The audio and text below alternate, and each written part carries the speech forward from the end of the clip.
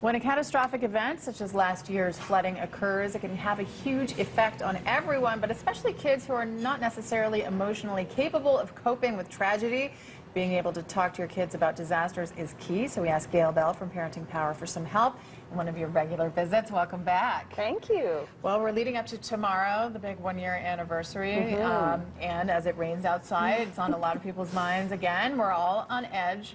What is your advice? Because you actually went through this in your home. Yes, we were living in one of the neighborhoods that were flooded. We are living in one of the neighborhoods that was flooded. So for sure, and you know, I think that we need to look at anniversaries. We have anniversaries for a reason.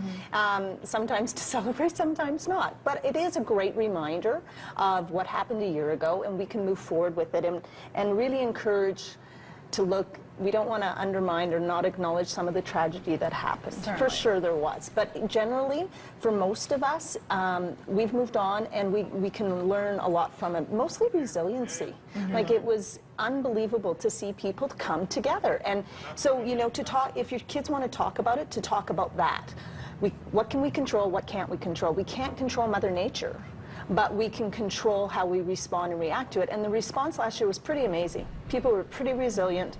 They were pretty positive. They helped each other. People came forward from, you know, so all those things. And look how we got through it. Look how we got through it as a family. Look how we got through it as businesses, as communities. And we're through it. And that's okay. So, you know, try to flip it. Well, yeah, it seems to me, I mean, kids pick up on so much, even just energetically, that if you are fixating on the negative, they're just going to soak that in. You know what, and I think we need to be really aware of that as parents. I had a really good friend of mine, and he said, I can't go to the park right now because everybody's just talking about the flood. And I said, oh, I get that. So as adults, if we can remind each other about that, so whether it's in your own home, the two parents reminding each other, so versus I'm so worried about this.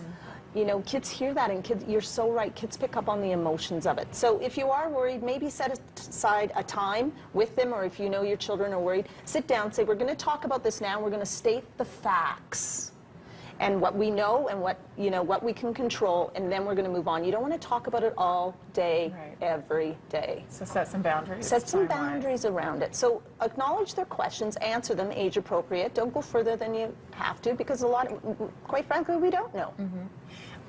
You said that in your own home, this provided some perspective in terms of maybe what we take for granted in our society. Yeah, it was. I mean, again, there was some awful tragedy, but for most of us, it was just stuff.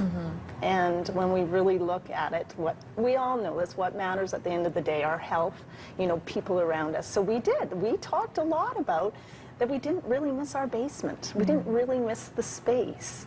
So there's some good things that can come out of it, some really good learning things about what is really important. Okay, so let's go big picture, because this brings up also a lot of sort of existential questions. When we talk about things that you can't control and loss of life, as we know there was. Kids are going to have questions about that. How do you work with the things that are out of your control? I know, that's a hard one. I think the best thing to do with kids is they're not everyday things. We heard about a plane disappearing because we don't hear about all the planes that land safely every day. So we really want to gain perspective with our children that, yes, terrible things can and do happen, but generally we live in a pretty safe, wonderful world. So really hit home with that. We usually hear about bad things because they're not everyday things. This is fantastic advice. We'll have links on our website, but parentingpower.ca, and there is a specific blog post on dealing with the flood specifically. So thank you. So great to see you again. Thanks for having me.